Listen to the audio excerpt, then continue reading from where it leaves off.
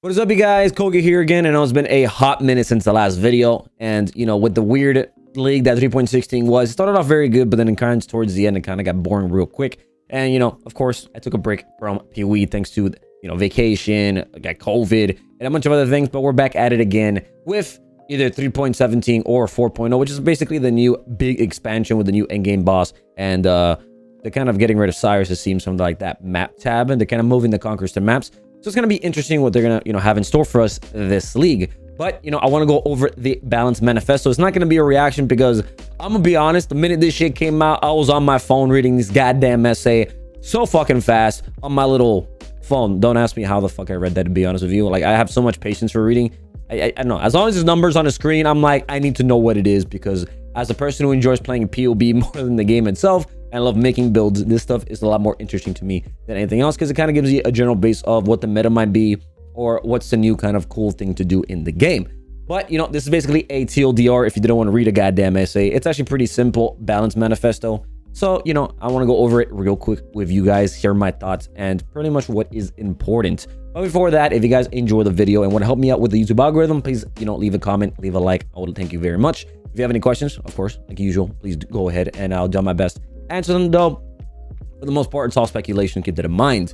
On top of that, Discord community is still popping the fuck off. So if you guys want to join, please do so. And I still stream on Twitch every Friday, Saturday, and Sunday. I am still playing POE. Well, I got back into playing POE because I'm testing a lot of league starters for the new league. So if you want to check around for that, do that. But I will be posting them on YouTube because my editor and I want to get back in this game on the low. Okay. So with that, Balanced Manifesto. The first thing we're going to start off with is hit-based spellcasting. Basically, it's just self-casting. Now, the main issue with fucking self-casting is, one, you have to compete with totems, which are much safer, brands, which are inherently way safer, because you can cast that bitch from a mile away, and it does all the damage for you while you're running like a chicken, and you can just avoid everything. You don't have to really sit in a single area. Anything that makes you move, aka Cyclone, things like that, will be better than other things like channel skills, and that's why they're not so popular, because you have to stand still.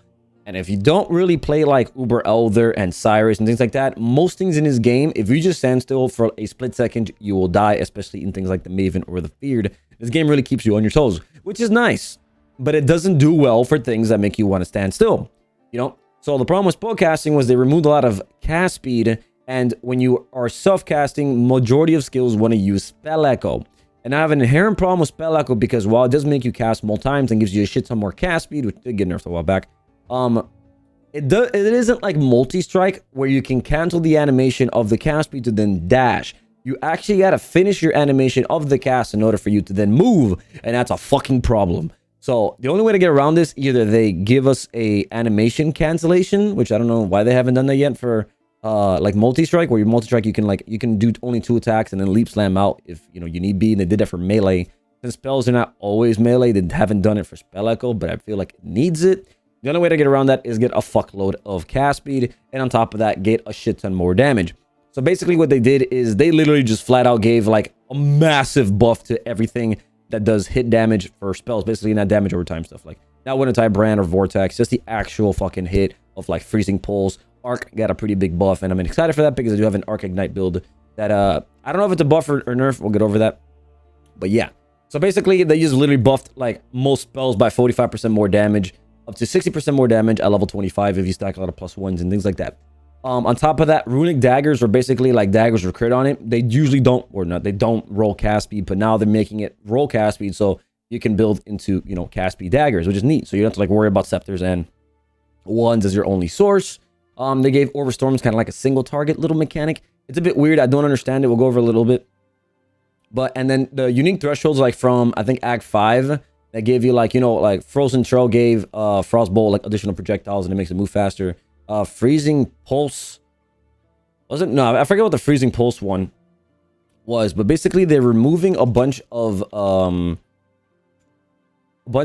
threshold jewels and just flat out just giving them to the gem itself, or inherently removing the mechanic like the projectiles, and instead just giving a fuckload more damage. Yeah, this one, yeah, 2 additional projectiles. They're just flat out just removing it, which kind of sucks. But Freezing Pulse got a fucking fat buff. But basically, like Blade Fall, you see like 65 to, that seems kind of shit. 617 effectiveness went up. This one has 140 effectiveness instead of 90. So basically, when you add damage to it, like flat damage, it's a lot more effective. Like you get more bang for your buck.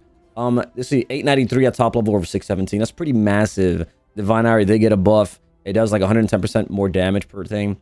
Where is like one I can show you? Ice Spear. Ice Spear does more damage. You know, 852 instead of 575. That's a massive fucking buff with an insane increase in effectiveness.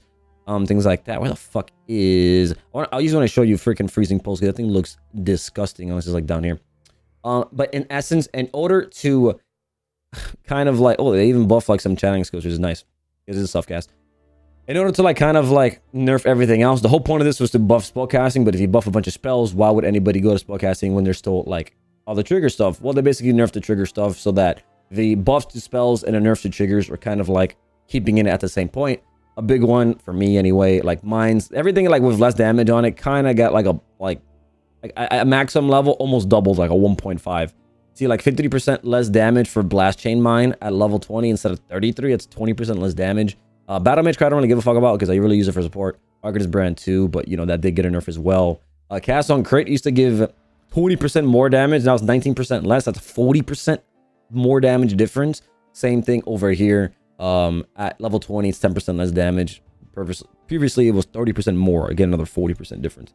I don't know how this is gonna nerf. I feel like they're about to like all these trigger stuff are basically the same. Same thing for spell totems. They even removed the +1 totem from the totem chest piece. If you guys know what I'm talking about, I forget what the name is, which kind of sucks. On top of that, I don't know if this was needed. Poet's Pen cost freeze malice emulsion or hazard cooldown to 0.25 instead of 0.15. That means you can only like in 0.15 you can cast like what 6 spells in a second with enough like attack speed and crit. Now this is what, like 4? That's a big nerf, dude. That's like 2 spells less per second. But did this mean that cooldown recovery does do more for it since it's a higher number? But yeah, things like that. They did buff a few things because they did change Ignite. Now Ignite does, I believe, appear 28% less damage overall.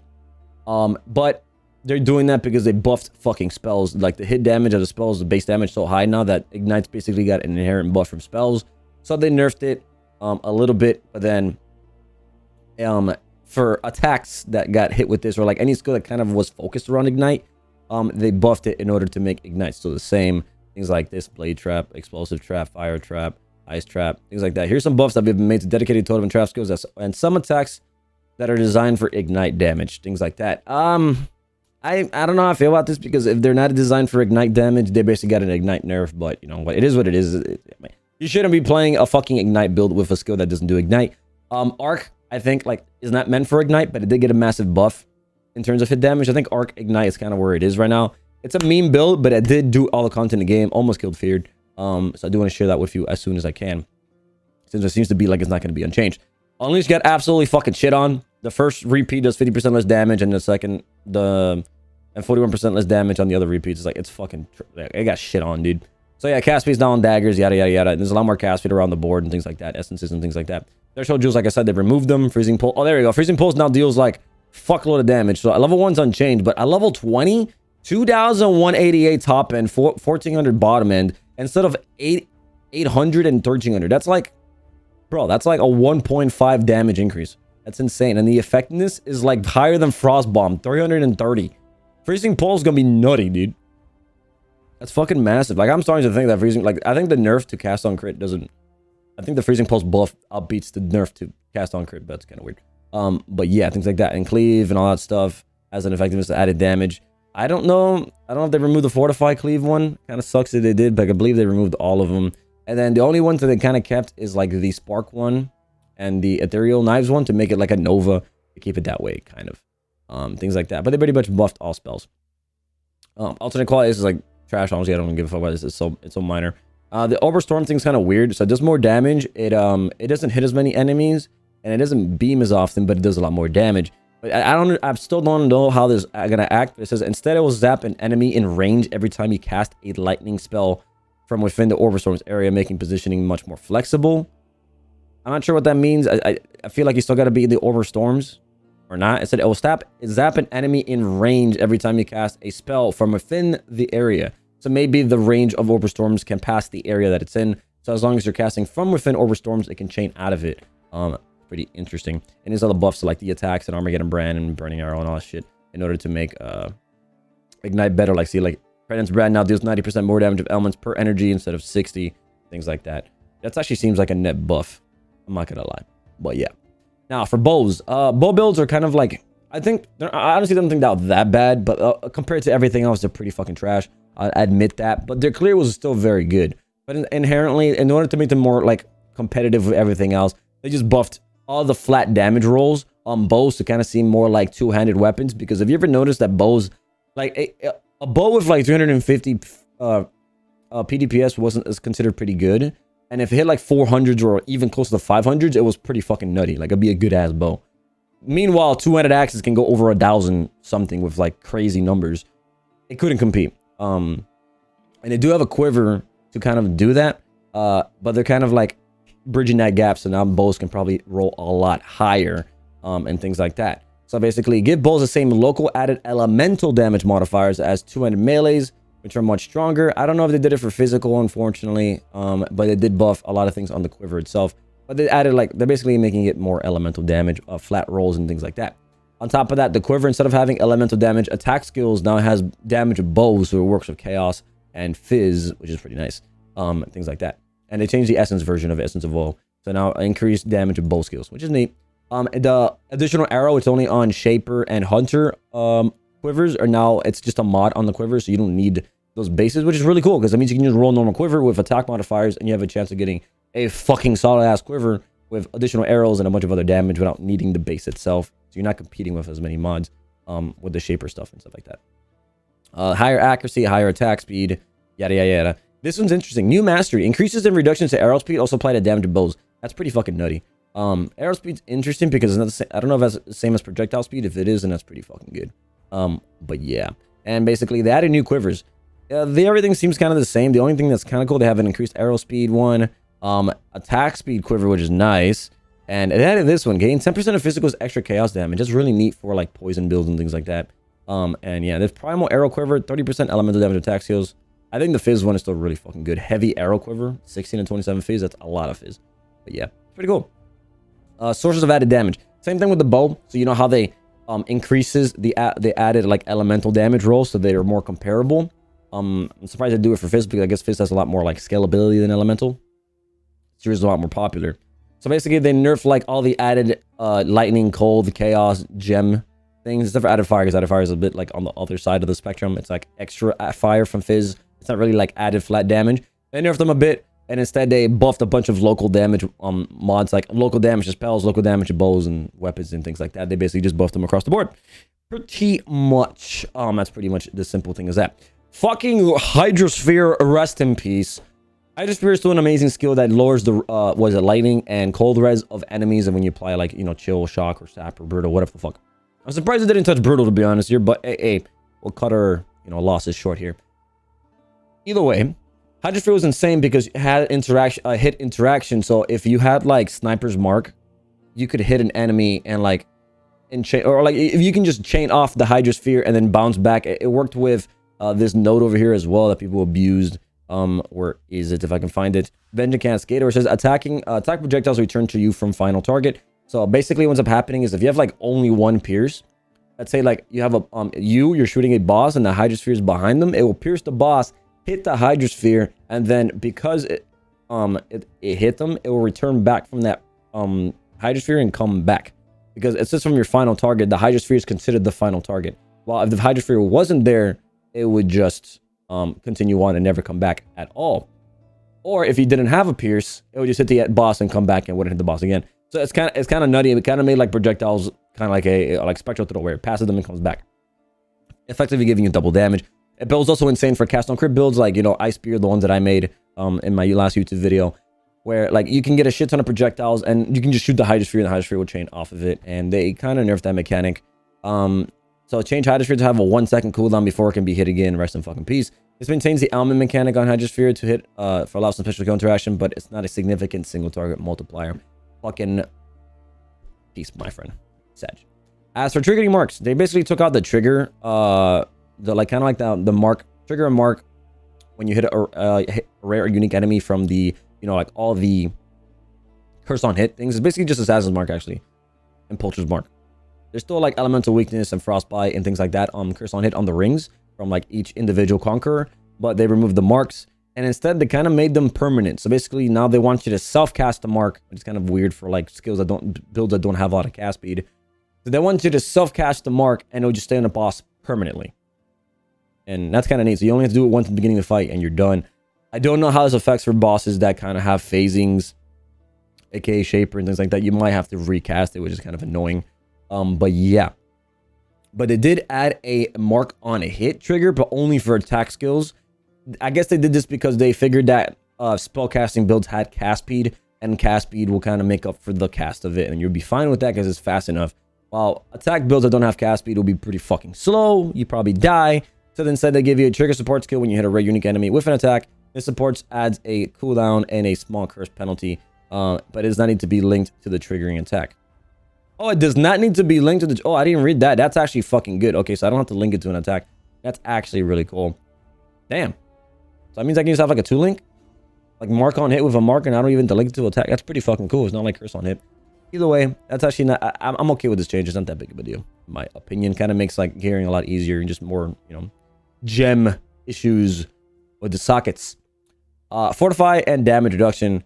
They basically just did like the fortification was based on the damage dealt. Basically, like you can fortify was changed to have 20 fortification, 1 to 20, and the higher the number, the more fortification you got. But it was based off the damage you did, and supposedly, you know, some very high damage builds would still give no fortification because the bosses or like everything was just so fucking tanky they would take no fucking damage. So instead, they ignore the target's damage reduction, so you always get the charges, which is very, very good. So basically, the Fortify is just good all around. Just keeping it simple.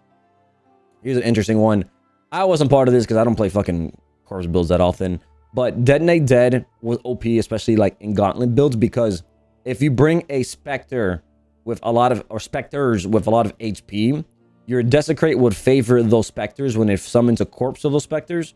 And because those Spectres initially have a lot of HP, their corpses have a lot of HP. And since the corpses have a lot of HP, when you detonate them, they do more damage. And that's kind of how they worked. So basically, they're changing Desecrate to have a fixed chance to spawn a Spectre corpse. This means that Detonate Dead damage should be more consistent based on which area in the game you are. This also means that there's no incentive to bring multiple high life Spectres, but they're leaving you at least one to benefit from bringing one Spectre. So basically, instead of it's a static 15% chance to spawn a Spectre corpse rather than a 2 times relative weight, which I have no idea what the fuck that means. I'm being honest. Whatever, I'm assuming it's just like, hey, you're not going to get that high life Spectre as often as you like, but you're still incentivized to get one. Yada, yada. And if anybody didn't expect this, Seismic Trap and Toxic Rain, which are both very high damage things, they have been nerfed. Toxic Rain now deals less damage over time since you can stack it so often. And Seismic Trap doesn't scale with the AoE damage modifier as much as you would like anymore, but it still does good AoE. I'm pretty sure it's fine. It's not as OP as it was before. It didn't give me any damage numbers, so I don't really know how much of a difference it is. You probably have to test that out for yourself. Now, here's an interesting one. March of the Legion. March of the Legion is a pair of boots that give you blessings, and they give you like a lot of +1 auras, which is nice. And his blessing was good because basically it allowed you to, since that's 4 gems, you can put like 4 auras in here. Use the aura. It will reserve your mana like really fucking quick. Like it's kind of like you spent, it's basically like you spent the mana. And it will give you the aura like a, like you casted an aura for a duration. So now you have a really good aura because they have increased effect and everything. And then you can abuse it with Supreme Ego that has insane more, where is it? Where even did they move Supreme Ego? I'm not forgetting. Ego. Here, where they moved it to. I haven't used it in a while. Right here. Basically gives you a shit ton more, aura effect, like 50% more. It's not increased, more effect on you. And the 50% more reservation didn't matter because you can just, you know, cast each aura individually, which made more of the Legion like you can have 4 OP super strong auras on you at once, and you have like good res, good movement speed, good ES. It was honestly a very solid pair of boots, and they realized how OP it was, so instead they're making it only give you 1 blessing, and instead of reserving it, they basically cost mana. It's the same fucking shit. Like it's just a change of wording. But yeah, so basically blessing not only gives you can only have 1 aura like that. It's kind of like that, but they did release blessing as a support gem for everybody, which is kind of neat. Kind of neat. It's pretty cool. And basically it's intended to be useful for high mana use characters. So kind of like imagine you're using Archmage and you use the ring essence worm to have like a free aura, and now you can use blessing to then use your mana, I'd say like 50% of your mana real fucking quick, since you have a lot of mana regen, and get another aura that lasts God knows how long. Maybe you can link it with increased duration, probably your best ideal, and now you have a free another aura. Maybe it'll be Zeltry or Wrath on top of, like, I don't fucking know, some other shit. Either way, it's pretty cool. I like this rework of the blessing. It kind of gives, you know, a lot more, you know, fun with auras. And the same thing they did with Mortal Conviction next to Blood Magic. Mortal Conviction basically meant that you can only have one aura, but that aura was free. Pretty much it. They removed that, and they removed the life nodes and instead gave the life node to Blood Magic. That's pretty much what they did. And they basically removed Mortal Conviction, and see, Mortal Conviction will make a Mortal Conviction style support gem that makes an aura free and prevents you reserving mana. It'll be mutually exclusive with Blessing, so you can't use both, and you won't be able to use both simultaneously. Things like that. It has less aura effect, but it's pretty cool. So you can have like that free aura on any build, and you don't need to grab Blood Magic. I think that's a good change, because I felt kind of weird. It didn't feel like you needed Blood Magic to use that. It just happened to be there, you know. Now you can have one aura and have all your mana. You know, pretty freaking cool. On top of that, Shade Form. Shade Form was provided by Shroud of the Lightless and the Replica Eternity Shroud unique items. It was busted because it basically gave you like immunity to physical damage for a little bit, but with stupid amount of duration, you gain permanent immunity, and they nerfed that basically. That's what they did. Same thing with Strength of Blood. Strength of Blood would basically give you less damage per every 2% recovery per second from Light Leech. Well, it's skilled with life recovery rate, so if you had a shit ton of life recovery rate, you were immune to damage completely. Nerfed it, obviously, is broken as fuck. Dancing Dervish, I'm pretty sure you guys saw it. It's like that sword that when you have Rampage, it kind of just goes on its own like a minion. They buffed it a bit, and now it gives Rampage on hit, so that means you can use it for bossing. I'm not really sold on it yet, but, and also you can make multiple dervishes and not just one, so it might actually be pretty good this time around. Things like that. Some fucking Dread Banner shit, I don't know. It looks better, honestly, when you pull it on the floor. That gives you maximum fortification. It's pretty good, not bad. And then Void Fletcher is just so you guys can see it. It is that cold quiver from Uber Elder. It's really good. I mean, it basically helps like damage problems of many builds, especially like the popular Ice Shot builds. SRO was like the initial one that kind of made it popular. It's such an awesome quiver. It gives a fuckload of damage, and it gives you Void Shot. Basically, they're gonna look into it because it's still it just the highest damage quiver you can get, and they want to remove it from its like top part, pretty much. But yeah, boys, that is pretty much like the balance manifesto as quick as I can do it for you, and hope you guys can understand. It's not too complicated. It's okay. You know, I'm hoping spellcasting is really good, but I'm still kind of like on the thing because Spell Echo is still such a pain to fucking use because you are stunned in place, and I can imagine myself all over again. The PTSD is hitting me. I'm fighting Uber at Ziri. I am casting a spell at the wrong fucking moments. She's summoning a Giga Chad fucking Flame Blast at my feet, and I can't move. What do? You die. That's it. You accept the fact that you got fucking destroyed. All right. I'm not a fan of that. So hopefully the amount of cast speed investment, it won't be that bad. The goal now is to get so much cast speed that you get through 3 casts so fast, you don't even feel the animation stuck for you, basically. It's kind of, if you understand what I'm saying. But yeah, boys, we have a good one. New videos to come up, trying to get the ball rolling again. So I hope you guys enjoy the new content and the new league to come. And I'll see you guys then. Hope you have a good one.